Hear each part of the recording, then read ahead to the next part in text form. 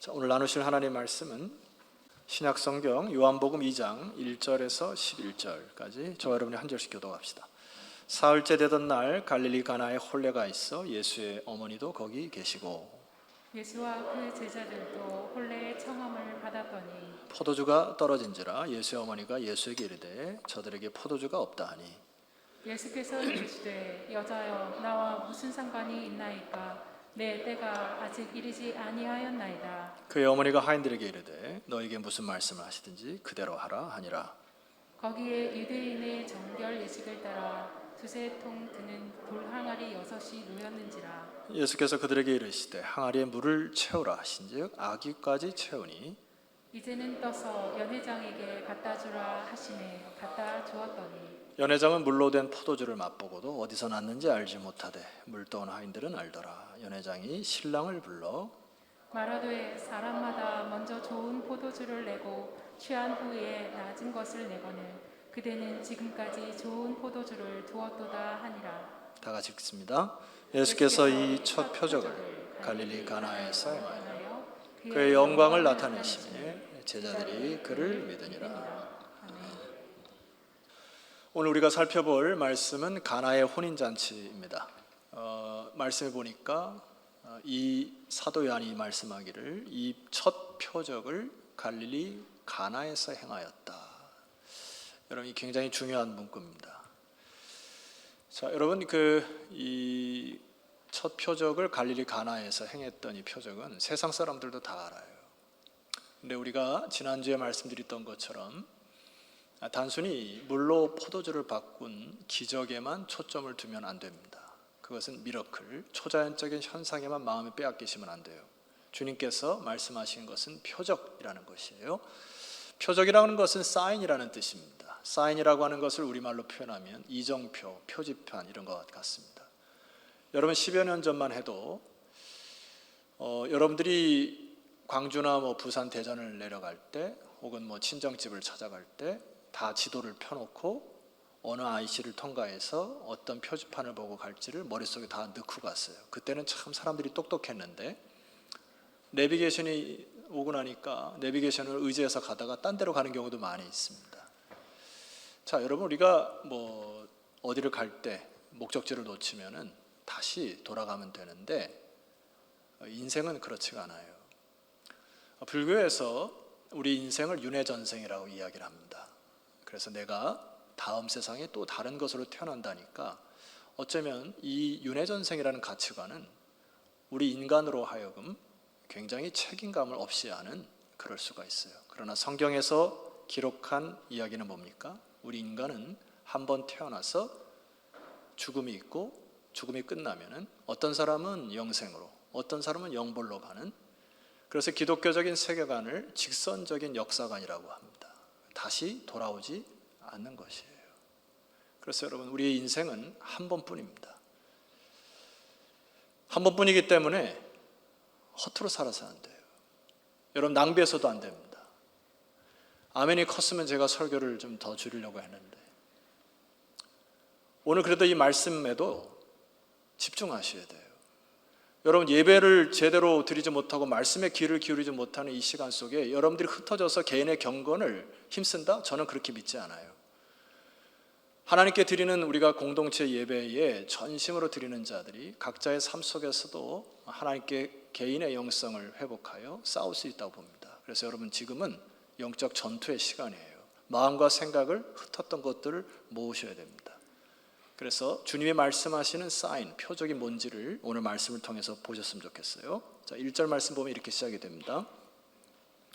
사흘째 되던 날 갈릴리 가나에 혼례가 있어 예수의 어머니도 거기 계시고, 2절을 여러분 읽어볼까요? 예수와 그 제자들도 혼례의 청함을 받았더니. 자, 지금 이 상황이 너무 중요해요. 가나라는 지방은 다음에 한번 설명할 기회가 있을 것 같고요. 여기 보니까 가나의 지방에 혼례의 청함을 받았다 이렇게 기록되어 있습니다. 그래서 혼인잔치에 청함을 받았는데 이게 굉장히 중요한 사건입니다. 여러분, 예수님이 공생의 사역을 살아가실 때 어느 지역을 가시거나 어느 잔치에 참여하거나 하는 모든 것에 허투루 시간을 보내지 않으셨어요. 분명 여기에 의미가 있다고 메시지고 음악이 펼쳐지고 있습니다. 자, 이 표적을 통해서 도대체 무엇을 목적한 것일까? 이 결론을 먼저 말씀드립니다. 우리 11절로 내려가시죠. 함께 읽습니다. 시작. 예수께서 이 첫 표적을 갈릴리 가나에서 행하여 그의 영광을 나타내심에 제자들이 그를 믿으니라. 두 가지 목적이에요. 첫 번째는 그의 영광을 나타내신다, 드러내시는 목적과, 두 번째는 제자들로 하여금 믿게 하도록 하는 목적이 이 가나의 혼인잔치의 목적이었다. 사도 요한이 요한복음을 쓸 때에도 이 사도 요한이 글을 쓰는 목적이 동일합니다. 여러분 20장 31절에 화면을 보고 한번 보시죠. 제가 읽겠습니다. 오직 이것을 기록함은 너희로 예수께서 하나님의 아들 그리스도이심을 첫 번째 믿게 하려 함이고, 또 너희로 믿고, 그 다음이 중요합니다. 그 이름을 힘입어 생명을 얻게 하려 한다. 이 두 번째 목적은 예수 그리스도를 믿는 믿음으로 단순히 내가 믿는다라는 명제로 끝나는 게 아니에요. 그래서 믿음으로 산다라고 하는 동사의 개념이에요. 그래서 믿음은 명사가 아닙니다. 내가 믿음과 동시에 믿음으로 행하는 일들이 있어지기 시작한다. 사도 요한이 쓴 목적, 이 복음서의 목적입니다. 자, 그래서 오늘 이 말씀을 통하여서도 먼저는 여러분들이 하나님의 영광을 보셔야 돼요. 그리고 이 자리에 앉아 계신 여러분들이 믿음이 자라나는 시간이 되셔야 됩니다. 믿음이 커지는 거예요. 자, 3절 사건의 전말을 봅시다. 그 혼례잔치에 포도주가 떨어졌습니다. 예수의 어머니가 예수에게 이르되 저들에게 포도주가 없다 하니. 여러분 좀 이상한 전개 아닙니까? 포도주가 떨어졌는데 왜 예수님에게 얘기를 해요? 거기에는 혼주에게 얘기를 하든지, 아니 지방의 이장님에게 얘기를 하든지 빨리 좀 도와달라 하는데 왜 예수님에게 얘기를 했을까요? 지금 어머니 마리아의 마음속에 이 아들이 사람의 아들로 오셨지만은 하나님의 아들임을 믿음이 커지고 있는 것을 볼 수 있습니다. 저 사람이 예사롭지 않은 인물이기 때문에 예수님에게 부탁하면 뭔가를 해결해 주시고자 하는 믿음이 커지기 시작했다. 그런데 예수님의 대답도 우리말로 표현하면 좀 생뚱맞아요. 여러분 4절을 여러분 한번 읽어볼까요? 4절 읽어봅시다. 시작. 예수께서 이르시되 여자여 나와 무슨 상관이 있나이까? 내 때가 아직 이르지 아니하였나이다. 자, 여자여, 이것은 여자를 비하하거나 폄하하는 얘기 아니라 헬라어의 귀나이라고 하는 단어는 그때 당시에 존칭어입니다. 예수님이 어머니를 존칭어로 부르고 뭐라고 대답하셨어요? 나와 무슨 상관이 있습니까? 사실 맞는 말이죠. 포도주가 떨어진 거 나와 무슨 상관이에요? 이래서 육적인 어머니가 예수님에게 부탁하여 포도주를 어디서 구해왔다고 하면 그것은 육적인 아들로 순종하는 것이지만 그것은 하나님의 뜻을 이루는 방법은 아닌 것이에요. 그래서 예수님이 한 번 더 대답하시죠. 내 때가 아직 이르지 아니하였나이다. 여기 때라고 하는 단어는 이제 헬라의 호라라고 하는 단어로 쓰여 있는데 the point of time, 하나님께서 주시고자 하는 정확한 때, 그러니까 예수님이 요한을 통해서 때라고 얘기하는 것은 예수 그리스도의 십자가의 죽음으로 부활까지 이르는 그 영광을 나타내는 때를 사용할 때 쓰는 단어입니다.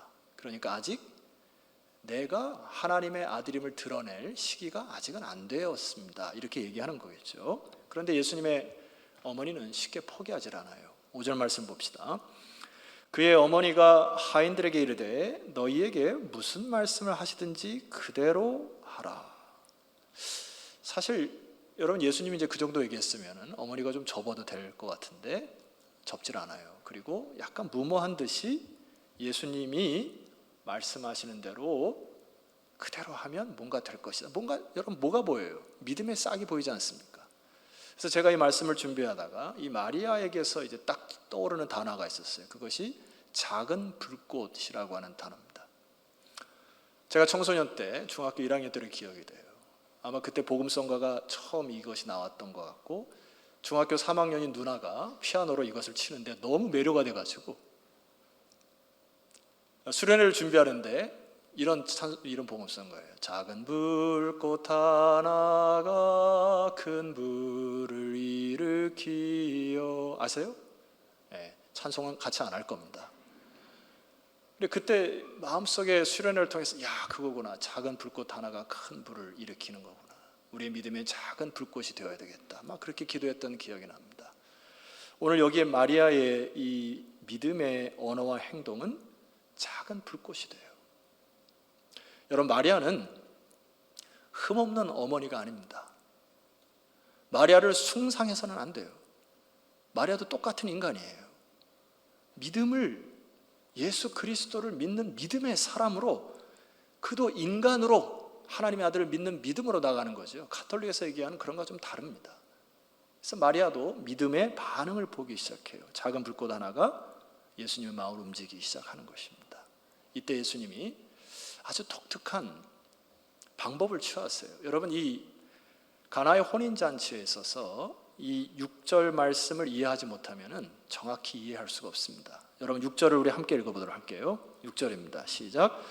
거기에 유대인의 정결 예식을 따라 두세 통 드는 돌 항아리 6이 놓였다.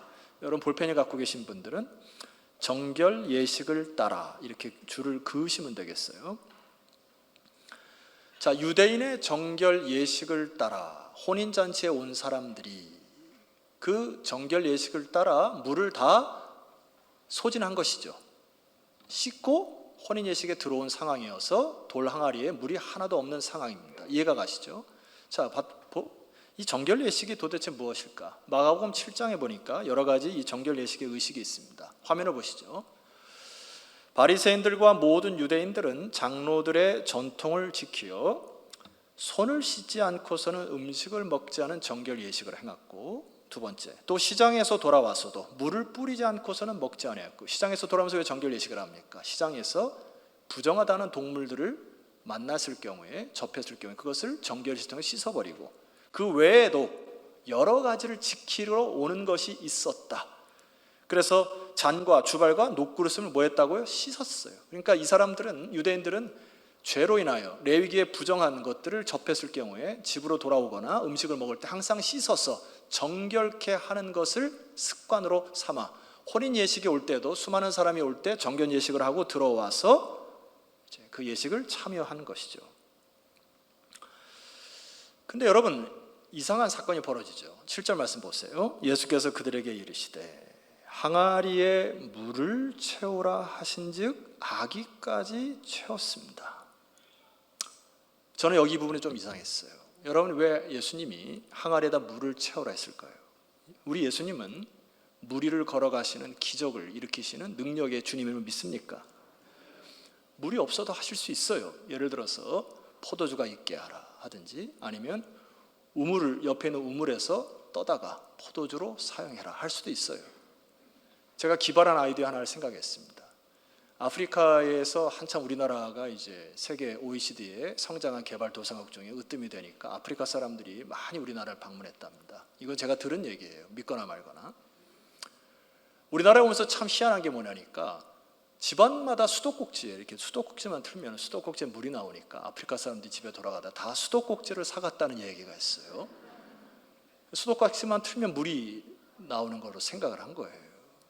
여러분, 예를 들어 제가 기발한 아이디어입니다. 예수님이 야, 여기 수도꼭지 하나 만들어라 하고, 요즘에 그 맥주 마시지 말이에요. 와가지고 누르면 나오게 할 수 있어요, 없어요? 할 수 있어요. 질문합니다. 왜 물 항아리에 물을 채워서 역사하셨을까? 오병이어처럼 받는 즉시 물이 채워지게 하실 수 있는 분이에요. 다양한 방법으로도. 그러나 여러분, 성경은 1.1획도 틀리지 않음을 믿습니까? 예수님께서 이 하신 모든 행복과 방법에 집중하셔야 됩니다. 주님께서 그들이 생각하는 기발한 아이디어를 통하여 물 항아리에 물을 채워 역사를 일으킨 이유가 뭘까요? 너희들이 행하는 정결 예식으로는 너희들의 죄를 씻을 수가 없다는 겁니다. 너희들의 공로와 노력으로는, 율법으로는 생명을 얻을 수 없다는 이야기예요. 아무리 물로 씻어도 너희들의 안에 있는 죄의 결과와 삭슨, 정결케 할 수 없으므로 예수님이 첫 표적을 통하여 진리를 드러내시는 겁니다. 여러분, 우리 안에 무엇이 있습니까? 철학자 하이데거는 창조주를 떠난 피조물의 운명을 단 한 단어로 요약해요. 그것이 뭐냐면 실존적 불안이라, 이렇게 얘기합니다. 그러니까 하나님을 떠난 사람들의 마음속엔 다 불안이 잠재 있어요. 하나님을 믿고서도 멀리 하나님을 떠나게 되면 내 마음속에 불안감이 싹 튼다는 얘기죠. 루터가 주님 앞으로 제대로 돌아오기 전까지 그가 가졌던 것을 한 단어로 요약하는 것이 이것이 있습니다. 영의 존재론적 우울감이다. 내가 존재는 하는데 이상하게 내 마음속에 기쁨이 없고 계속해서 우울감이 찾아오고 뭘 해도 만족함이 없는 그 상태를 영의 존재론적 우울감이라고 표현을 해요. 저는 요즘에 제가 깜짝 놀란 거 하나 말씀드릴게요. 저희 집에서 최근에 이제 TV 하나를 구입을 했습니다. 우리 장모님이 쓰시던 TV가 너무 오래돼가지고 이제는 그 유튜브나 이런 걸 통해서 우리가 예배를 드릴 수가 없어가지고 바꿔야 되겠다 싶어가지고 재난지원금이 나와서 그 재난지원금을 투자하여 TV를 샀어요. 세상에 말입니다. 이렇게 채널이 많은지 전 처음 알았어요. 그전에는 공중파만 보고 제가 주로 살아왔는데 야, 이렇게 채널이 많았나. 한 가지 얘는 한 사람이 TV를 볼 때 리모컨을 이렇게 돌리잖아요. 평생 동안 어떤 사람이 연구를 한 게 있어. 평생 동안 돌리는 이 리모컨의 횟수가 35만 번을 돌린답니다. 여러분 충격 받으셔야 돼요. 35만 번을 돌리면서 계속해서 어떤 나의 기쁨을 찾을 수 있는 그거를 돌리는데 그 돌리고 또 보고 하는 일들이 시간이 엄청난 거예요. 그 안에 집에서 쉽게 리모컨을 통하여 채널을 돌리는 사람들은 불안과 우울 증세의 초기임을 아시면 좋겠어요. 파스칼이 얘기할 때 우리 마음속에 뻥 뚫린 것이 있다는 거예요. 이 뻥 뚫린 것을 채울 수 없기 때문에 자꾸 여러분들이 습관적으로 TV를 통해서 드라마를 통해서 혹은 음악을 통해서 자꾸 여기를 채우려고 하는데 채워지지가 않는 겁니다. 제가 최근에 읽었던 팀 켈러라는 분이 쓴 인생 질문이 있습니다. 유명한 대학에서 강의한 그 Q&A를 이제 모아다가 거기에 나와 있는 부분에 한 동감한 부분이 이 얘기가 있어요. 그 아돌프 아이만이라는 사람이 있습니다. 이 사람은 2차 세계 대전에 나치의 전범으로서 이 모든 그 학살극을 기획한 자가 아이만이라는 사람이에요. 이 사람이 남미로 도주했다가 1960년대에 이스라엘에 잡혀서 재판을 가는 과정 속에 그때 당시에 이 아이만을 봤던 사람 중에 증인을 대동해서 이 사람을 이제 판결을 내려야 되기 때문에 한 증인을 초대했습니다. 그 사람이 예힐 디누르라고 하는 사람인데 이 재판장에서 희한한 일이 벌어진 겁니다. 예힐 디누르라는 사람이 이 유리창 너머에 자기의 민족을 학살하고 자기 앞에서 사람을 많이 죽였던 그 사람을 보자마자 기절하고 쓰러졌어요. 그러니까 그 재판정에 난리가 난 거죠. 나중에 한 뉴스 아나운서가 그 사람을 뉴스로 초청을 해가지고 왜 쓰러졌는지, 왜 어떤 충격이 있었는지 물어본 겁니다. 그랬더니 이 사람이 이렇게 대답을 했대요. 내가 그 아이만이라는 사람 볼 때 굉장히 이게 독하고 얼굴에 험상 굳은 사람으로 기대를 했다는 겁니다. 근데 그 사람의 얼굴을 보니까 너무 평범한 인간임을 보고 충격을 받은 거예요. 저 평범한 사람의 마음속에 저런 악한 것들이 나온 것에 깜짝 놀랐고, 두 번째는 나 자신이 무서워지기 시작했습니다. 나도 그 사람과 같이 똑같이 그럴 수 있는 가능성이 있다고 하는 그 사실 앞에서 너무 충격이었다는 겁니다.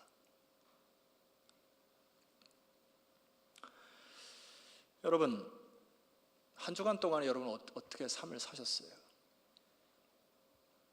예수님을 믿는다지만 여러분의 언어로 다른 사람을 실족하게 한 일이 있으시죠? 우리끼리니까 괜찮아요. 표현을 해보세요. 여러분의 마음으로 미워한 사람이 있을 겁니다. 악한 행동을 통하여 다른 사람을 힘들게 했던 것이 있을 거예요. 돈의 이익 앞에 양심을 팔을 수 있었을 것입니다. 나의 자존심을 무너뜨리면 그 자존심을 무너뜨린 사람은 끝까지 쫓아가요 윽박을 지르고 나에게 그렇게 대하고 하는 그런 악한 모습이 저를 비롯하여 우리 모든 인간에게 이 악독함이 있어요. 화를 내거나 분을 토하여 악함을 드러낼 때 우리는 괴롭습니다. 내가 이 정도 수준밖에 안 되었는가? 하나님 없이 우울감 속에, 나 자신의 명예를 통하여 악독함 속에 철저히 이기적인 우리의 죄악들을 보기 시작해요. 어떻게 해결합니까, 이거를? 여러분, 오늘 본문에 보면 두 가지 부류의 사람이 나옵니다. 8절 이하를 보세요. 이제는 떠서 연회장에게 갖다 주라 하심에 갖다 주었더니, 연회장은, 이거는 그때 당시에 연회를 집도하는 사회입니다. 그 연회장은 물로 된 포도주를 맛보고도 어디서 났는지 알지 못하되 물도온 하인들은 알더라. 연회장이 신랑을 불러 말하되 사람마다 먼저 좋은 포도주를 내고 취한 후에 낮은 것을 내거늘 그대는 지금까지, 다 같이 읽읍시다, 좋은 포도주를 두었도다 하니라. 자, 이 사람들, 한 부류의 사람들은 연회장에서 그리스도를 만난 이후에 좋은 포도주를 맛보고 만족하며 돌아갔을 것입니다. 우리 인생이, 우리 믿음의 가치가 고작 좋은 포도주 마시려고 살아가는 겁니까? 여러분, 질문합니다. 여러분의 평생 목표가 남들이 부러워할 만한 좋은 집에 사는 것이 평생 목표입니까? 남들이 먹어보지 못하는 좋은 음식을 먹기 위하여 돈을 버는 겁니까? 여기에 있는 많은 사람들은 좋은 포도주만을 먹고 만족했어요. 그리고 돌아갔습니다. 그러나 주님께서 이 표적을 주신 이유가 뭐라고요? 11절 말씀 보세요. 다시 예수께서 이 첫 표적을 갈릴리 가나에서 행하여 첫 번째 그의 영광을 나타내심에, 할렐루야, 제자들이 그를 뭐 했다고요? 믿었다고요. 루터는 영적 존재론적 우울감을 갖고 살다가 자기의 육신을 치고 절제하고 인내하고 고행을 통하여 의에 이르려고 했던 사람이에요. 근데 루터가 깨달은 게 뭡니까? 오직 의는 믿음으로 말미암아 사는 거구나. 하나님의 은혜는 인간의 그 어떤 노력이나 공로에 의하여 더하거나 뺄 수 없는, 나 같은 버러져 같은 인간도 하나님의 은혜로 구원의 은혜를 베푸셨구나. 로마서를 묵상하다가 벌떡 일어납니다, 루터가. 그렇구나, 복음은 하나님께 주시는 이 진리를 붙들고 믿음으로 반응하는 자들이 사는 거구나. 여러분, 살아나시기를 주의 이름으로 축원합니다. 오늘 이 말씀이 하나의 세상의 세미나가 되어서는 안 돼요. 그리고 저 김 목사 뭐 한 주간에 말씀 잘 준비했나 들어보자, 이 정도 수준 돼서도 안 됩니다. 영이 죽고 산다니까요. 요한복음을 보면은 예수님이 이 땅에 오신 목적이 있습니다. 여러분 1장 18절 말씀 보세요. 자, 화면. 본래 하나님을 본 사람이 없으되 아버지 품속에 있는 독생하신 하나님이 나타나셨다고요. 예수 그리스도를 통하여 우리는 하나님을 알아가는 겁니다. 예수 그리스도를 통하여 하나님의 영광을 보기 시작하는 거예요. 너희는 하나님의 선하심을 맛보아 아는 것이에요. 맛보지 못하면 우리는 복음을 전할 수가 없는 겁니다. 오늘 여기에 좋은 포도주에 만족한 사람들은 다 떠났어요. 오늘날 한국교회 수많은 사람들이 좋은 포도주를 위하여 신앙생활을 합니다. 아니요, 그렇게 살기에는 인생이 너무 아까워요. 절망입니다. 제가 어제 말씀을 다시 묵상하고 11시에 혼자 자리에 앉았어요. 밤 11시에. 그리고 다시 묵상을 하다가 결론을 다 바꿨습니다. 성도 여러분, 제가 오늘 이 본문의 표적에 있는 말씀을 이제 일목요연하게 말씀으로 딱 정리해서 여러분의 말씀을 선포하고 저 결론을 짓고자 하는데, 하나님의 영이 움직이시면 그 말씀에 아멘으로 화답하셔서 여러분들의 믿음이 커지는 이 시간 되었으면 좋겠어요. 자, 첫 번째, 빈 항아리에 집중하셔야 됩니다. 주님은 빈 항아리를 보셨어요. 빈 항아리는 우리 인간의 결핍, 인간의 불안, 인간이 아무리 해도 채울 수 없는 그 빈 항아리를 뜻합니다. 우리가 예수 그리스도를 알기 전에 이 빈 항아리는 이 깨진 그릇처럼 너무나 우리 가슴을 힘들게 하는 거죠. 공허함. 근데 주님 뭐라고 얘기했죠? 아무도 예상치 못한 얘기를 하셨어요. 빈 항아리에 물을 채워라.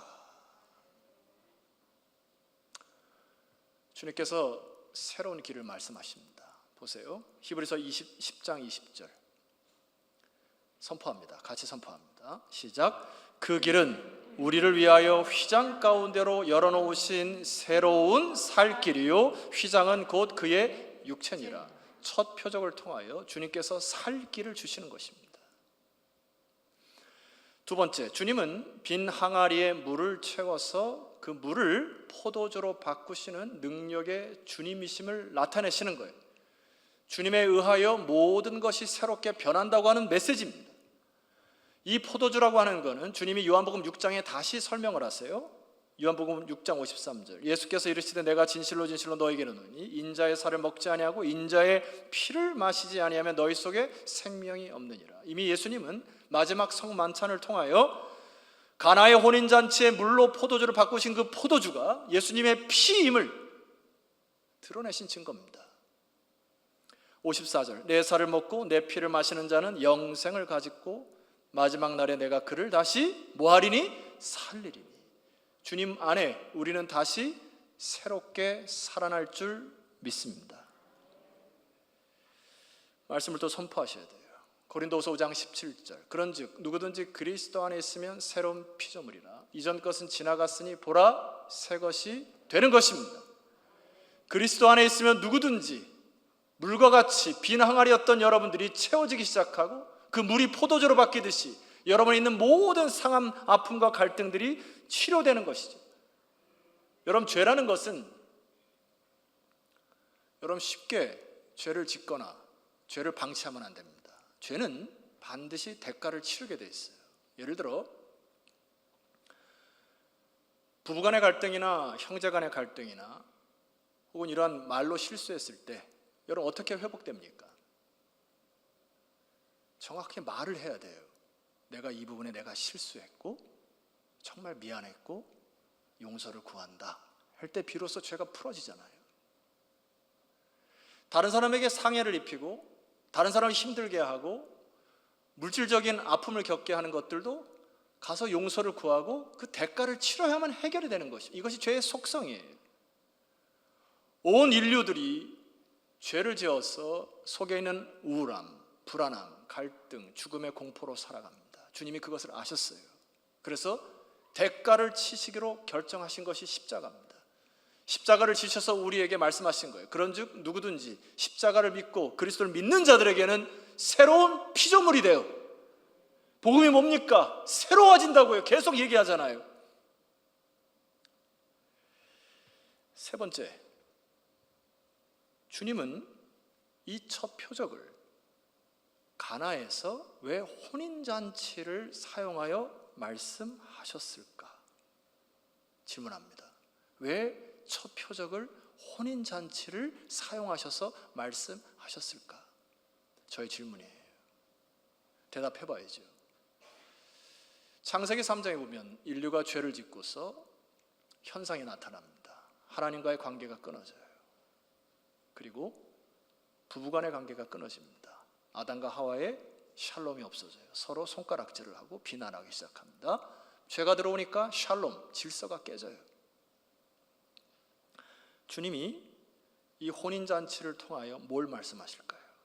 얘야, 나는 신랑 될 거고 너희들은 신부가 돼요. 새로운 관계를 맺기를 원한다. 신랑 되신 예수님을 보여주고 싶으셨던 거예요. 신랑이라는 거를 제가 묵상을 해보니까 저는 가끔 주례를 할 때 신부보다도 신랑에 주목하는 습성이 있습니다. 왜냐하면 저는 신부는 잘 모르겠어요. 신부가 안 돼봐가지고. 신랑은 돼봤기 때문에 신랑의 자세와 태도와 이런 것들이 다 보여요. 평소에 얌전했던 신랑이 이상하게 결혼식장에서는 굉장히 오버를 합니다. 막 당당하게 걸어오거나 막 중간에 야 승리했다 막 이러고 뭘 승리했는지 모르겠지만 그 저력이 어디서 나올까? 이게 신랑이 갖고 있는 황홀감이 있어요. 아, 이제 한 아내를 나의 가정으로 맞아들이는구나. 저도 그랬으니까요. 그런데 신랑은 곧 헌랑이 됩니다. 기대가 안 돼요. 신부들 맞죠? 세월이 지날수록 처음에 기대했던 이 신랑은 신랑이 아니고 자꾸 헛랑이 돼가요. 주님 뭘 말씀하실까요? 우리 신랑 되신 예수 그리스도는 헛랑이 되실 수가 없습니다. 늘 우리를 새롭게 하시는 주님을 믿음으로 고백하는 여러분 되었으면 좋겠어요. 믿음이라는 게 뭘까요? 로마서 6장 4절 화면으로 보세요. 그러므로 우리가 그의 죽으심과 합하여 세례를 받음으로 그와 함께 장사되었느니 이는 아버지의 영광으로 말미암아 그리스도를 죽은 자 가운데서 살리신 것 같이 우리로 또한 다 같이 선포합니다. 시작. 새 생명 가운데서 행하게 하려 하심이니라. 복음의 진리는 단순히 생명이 아니라 앞에 단어가 붙어요. 새 생명, 새로운 피조물, 새롭게 살리는 영. 우리는 예배를 통하여 이 주님을 만나 여러분의 마음속에 있는 것이 새롭게 살아나는 복된 아침 되기를 소망합니다. 마지막 한 가지만 더 질문하지요. 혼인잔치에는 가면 뭐가 있습니까? 여러분 결혼식장 가면 뭐가 있어요? 결혼식장에 뷔페가 있습니까? 예, 뷔페도 있죠. 빠질 수 없는 게 있어요. 혼인잔치에. 혼인잔치에는 기쁨이 빠지면 혼인잔치가 아닙니다. 혼인잔치 하는데 어떤 남자가 계속 저 안에서 울고 있어. 그건 뭔가 조금 의심돼. 혼인잔치는 기쁨인 거예요. 주님이 왜 이 첫 표적을 갈릴리 가나의 혼인잔치를 사용하셨을까? 우리에게 기쁨 주시기 원하신 겁니다. 세상이 줄 수 없는 평안과 기쁨. 여러분 예수님을 오래 믿었는데 얼굴에 기쁨이 안 나타나거나 평안이 없으면 의심해 봐야 돼요. 예수님을 제대로 믿는가? 에드먼드 클라운이라고 하는 이 설교학자가 오늘 본문에 있는 내용을 연구하다가 이런 그 문장을 썼는데 제가 좀 발췌를 해왔어요. 잘 들어보세요. 예수께서 기쁨 일색인 혼인잔치의 한가운데 앉아 장래의 슬픔을 마셨기에 그분을 믿는 당신과 나는 세상 모든 슬픔의 한가운데 앉아 장래의 기쁨을 마실 수 있다. 아멘이 없는 거 보니까 잘 이해를 못 하실 것 같아요. 다시 한번 읽어드릴게요. 이해를 하셔야 됩니다. 혼인잔치에 많은 사람들이 포도주를 통해서 즐거워하셨어요. 근데 주님은 그곳에서 십자가를 묵상하신 것 같습니다. 본인이 지어야 할 십자가, 본인의 보혈의 피를 흘려 이 사람들에게 기쁨을 주는 것을 기뻐하셨어요.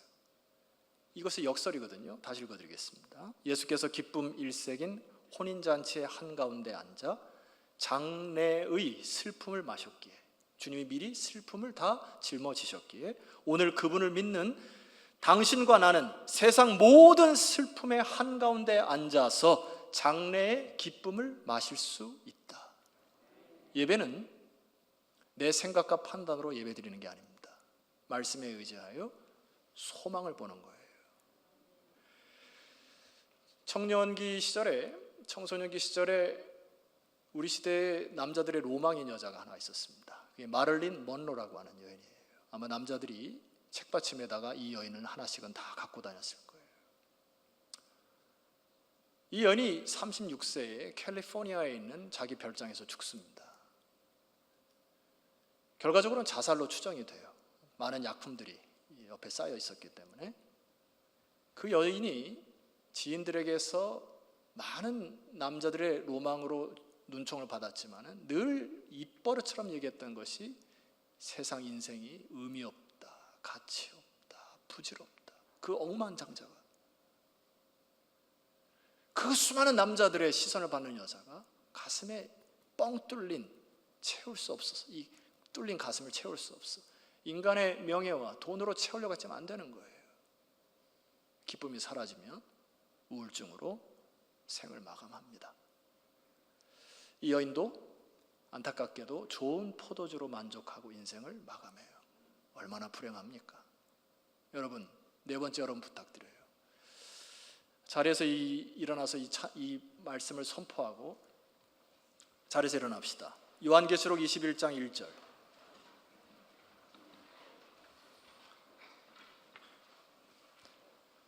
사도 요한이 반모섬에서 우리의 미래에 나타날 하나님의 나라를 이렇게 소개하죠. 한번 선포합시다. 시작.